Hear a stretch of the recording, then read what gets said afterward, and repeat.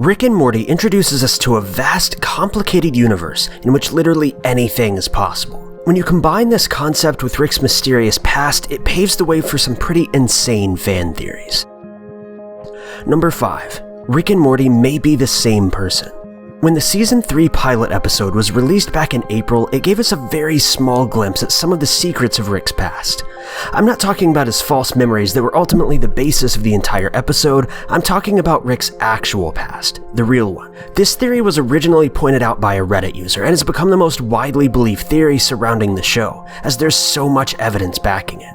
Take for example, the Citadel of Ricks. As the two are passing through this building, we can see tons of Ricks and Mortys in the background, all of whom are from different dimensions. But one of these Ricks stands out from the rest. Take a look. This particular Rick is dressed as a Morty, and has the same facial shape as Morty. Now, it's possible that this Rick is from an alternate timeline in which Rick and Morty are sort of a fusion of the same person.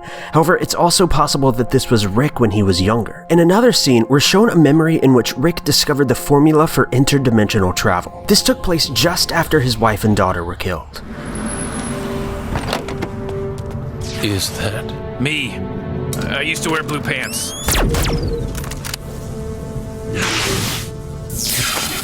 In this scene, Rick states, "I used to wear blue pants." Now, this seems like an odd thing for Rick to point out, and as we all know, this show never gives us useless information.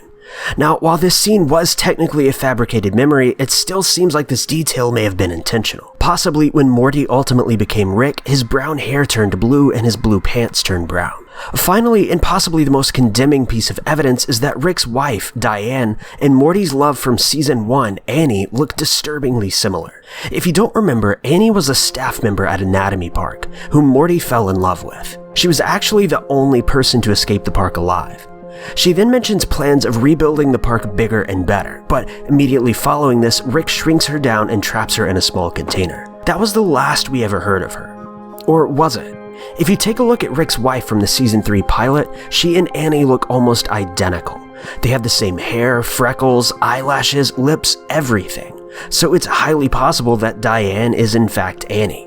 Rick and Morty may seem like totally different people, polar opposites even. However, after all of the misadventures that Rick has put Morty through, it's entirely possible that Morty later grew to follow in the footsteps of his grandfather. In fact, to really bring this theory home, think of all the times that Rick has taunted Morty, seemingly without any care. Pair that with Rick's obvious self-loathing, which has been demonstrated far too often, and it really makes you wonder. Now, this theory only brings up one possible plot hole, and that's the question of whether or not Morty is even smart enough to become Rick. However, he doesn't really need to be. Remember those mega seeds that Rick insisted Morty shove up his butthole? Well, it's known that the extract from these seeds drastically increases brain function. And if you remember when Morty was coming down from those seeds, he begins to drool, just like Rick. That takes us to number 4. The contents of Rick's flask. No one knows specifically what's in Rick's flask. It's portrayed as likely being some sort of alcohol, however, this doesn't seem entirely possible. In fact, many believe that his flask actually contains extract of mega seeds. It's never fully explained why Rick wants these seeds, however, by the end of the series pilot, after the seeds have dissolved in Morty's rectum, he's gifted with super intelligence.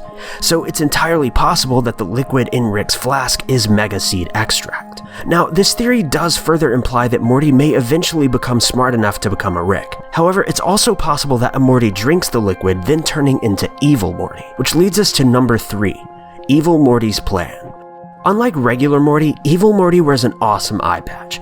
We're not really sure why, but for one reason or another, Evil Morty took control of Evil Rick using a transmitter that he keeps hidden under his eye patch. He then killed numerous Ricks from other dimensions, then capturing their Mortys.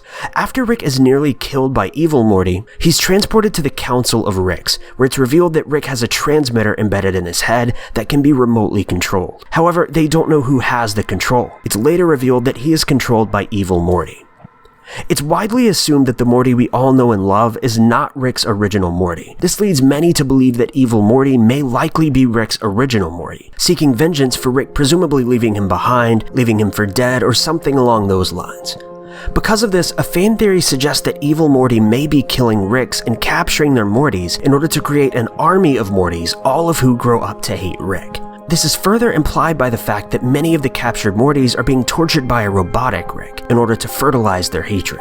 Now, some have discredited this theory, claiming that Rick should be smart enough to realize that if so many Mortys are going missing, there's likely a reason behind it. In fact, Rick's extreme intelligence and self-awareness is heavily reinforced by number 2. Rick is aware that he's on a TV show. In Season 1, it's made painfully apparent that Rick knows he's a fictional character, as he openly talks to the television viewers around the end of the season. However, it shouldn't be too much of a shock that Rick knows this. After all, he lives in a universe with literally infinite possibilities, though there's a major difference between suspecting and actually knowing, and it seems clear that Rick knows he's being filmed. This is apparent in the Season 1 finale. Not only does Rick know that he's being watched, but he knows specifically which episode he's a part of, information that none of the other characters in the scene are aware of. You got roll credits. Just shake that ass. Roll the credits. Go. Just shake that ass. That's the end of Season 1. That's the end, I don't give a is my new catchphrase. You. In fact, the only person in this series to realize the character's fictional existence is Mr. Poopy Butthole. When Mr. Poopy Butthole is first introduced, he seems blissfully unaware of his fictional nature. His sudden realization only takes place after he's been shot and nearly killed, an event that in the real world would give some a totally different outlook on life. It seems very possible that this near-death experience may have opened Mr. Poopy Butthole's eyes to his fictional life. Using this information, we can realistically tie this back into Rick's ability to realize he's a fictional character. Throughout the series, Rick has been thrown into all sorts of seemingly inescapable situations, and it's highly likely that one or more of these adventures may have resulted in a near-death experience, very similar to Mr. Poopy Butthole's, possibly giving Rick the same outlook or realization that his life is scripted. Now, the thought of knowing that your life is entirely predetermined and there's nothing you can do to escape it or change the future would likely be an existential horror unlike any other. A feeling that would likely bring on the overwhelming depression that Rick is known to house. However, if this is the case, what would be Rick's reasoning for continuing on in spite of his life's seemingly useless nature? That takes us to number 1, Szechuan sauce.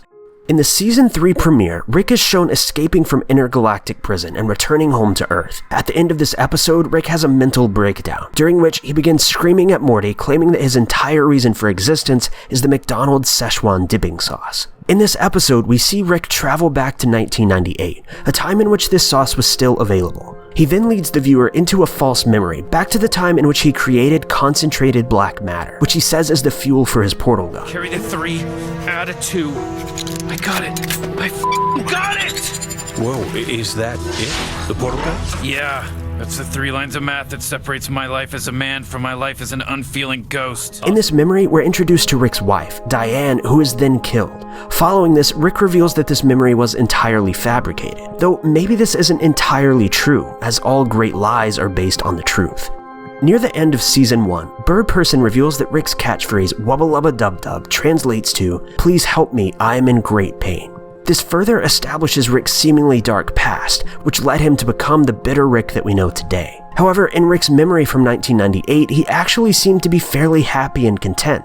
This makes it fairly safe to assume that whatever happened in Rick's past likely took place after 1998. Rick doesn't want the sauce back because it tastes incredible, it's likely that he wants it back because it reminds him of a time when he was actually happy. So it's possible that Rick invented the portal gun around this time as a means to recapture his previous life, but soon realized it was impossible, then deciding to settle down in a timeline in which he at least still had a family. So Rick and Morty is heavily based on numerous philosophical ideas, most notably existentialism and the story of Sisyphus, a Greek legend that tells of a man who is condemned to push a boulder up a hill, though as soon as he reached the top, the boulder would fall back down, eternally condemning him to push the boulder back up, with it rolling back down time and time again. When Rick ruins the entire planet in Season 1, he seems to quickly be able to jump into another timeline, seemingly without much thought. This leads us to believe that he has done this at least once before. It's possible that, much like Sisyphus, no matter what Rick does, something is bound to fall apart, forcing him to then jump from timeline to timeline, starting over again and again. This is more than enough to drive a man like Rick completely insane, causing him to find comfort in Szechuan sauce, a product that reminds him of a happier time, reigniting his hope that maybe one day he'll be able to return home to his original family. Thank you guys so much for watching. If you like this video, be sure to click that like button. Also, don't forget to subscribe and click that notification bell to keep updated with our videos.